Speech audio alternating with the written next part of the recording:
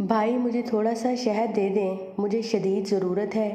میری چھوٹی سی بیٹی بیمار ہے، اس کا علاج شہد سے ممکن ہے۔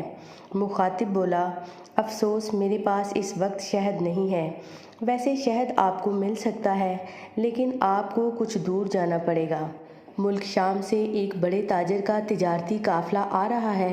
وہ تاجر بہت اچھے انسان ہیں، مجھے امید ہے وہ آپ کی ضرورت کے لیے شہد ضرور دے دیں گے۔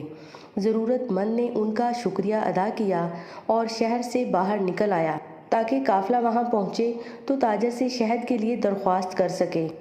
آخر قافلہ آتا نظر آیا، وہ فوراً اٹھا اور اس کے نزدیک پہنچ گیا۔ اس نے قافلے کے امیر کے بارے میں پوچھا تو لوگوں نے ایک خوبصورت اور بارونق چہرے والے شخص کی طرف اشارہ کیا۔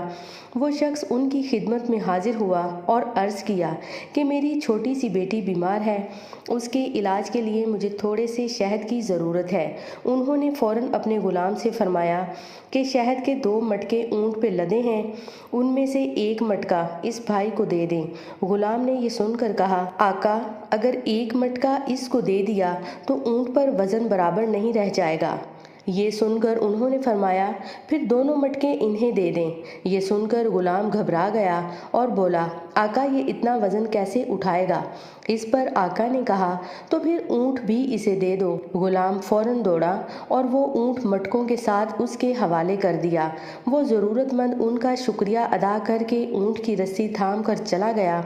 وہ حیران بھی تھا اور دل سے بے تحاشا دعائیں بھی دے رہا تھا۔ وہ سوچ رہا تھا یہ شخص کس قدر سخی ہے۔ میں نے اس سے تھوڑا سا شہد مانگا، اس نے مجھے 2 مٹکے دے دیے۔ مٹکے ہی نہیں، وہ اونٹ بھی دے دیا جس پر مٹکے لدے ہوئے تھے۔ ادھر غلام اپنے آقا کی خدمت میں حاضر ہوا تو آقا نے غلام سے کہا، جب میں نے تم سے کہا کہ اسے 1 مٹکا دے دو تو تم نہیں گئے، دوسرا مٹکا دینے کے لیے کہا تو بھی تم نہیں گئے، پھر جب میں نے یہ کہا کہ وہ اونٹ بھی اسے دے دو تو تم دوڑے ہوئے چلے گئے، اس کی کیا وجہ تھی؟ غلام نے جواب دیا، آقا جب میں نے یہ کہا کہ 1 پورا مٹکا دینے سے اونٹ پر وزن برابر نہیں رہے گا تو آپ نے دوسرا مٹکا بھی دینے کا حکم فرمایا۔ جب میں نے یہ کہا کہ وہ دونوں مٹکے کیسے اٹھائے گا تو آپ نے فرمایا کہ اونٹ بھی اسے دے دو۔ اب میں ڈرا کہ اگر اب میں نے کوئی اعتراض کیا تو آپ مجھے بھی اس کے ساتھ جانے کا حکم فرما دیں گے، اس لیے میں نے دوڑ لگا دی۔ اس پر آقا نے کہا، اگر تم اس کے ساتھ چلے جاتے تو اس غلامی سے آزاد ہو جاتے، یہ تو اور اچھا ہوتا۔ جواب میں غلام نے کہا، آقا میں آزادی نہیں چاہتا، اس لیے کہ آپ کو تو مجھ جیسے سینکڑوں غلام مل جائیں گے، لیکن مجھے آپ جیسا آقا نہیں ملے گا۔ میں آپ کی غلامی میں رہنے کو آزادی سے زیادہ پسند کرتا ہوں۔ دوستو، آپ کو معلوم ہے یہ آقا کون تھے؟ یہ میری جان و مال سے کروڑہا کروڑ گنا پیارے حضرت عثمان غنی رضی اللہ تعالیٰ عنہ تھے۔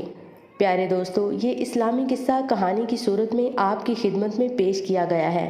اسے لائک کرنا مت بھولیے گا اور اپنے پیاروں کے ساتھ ضرور شیئر کیجیے گا۔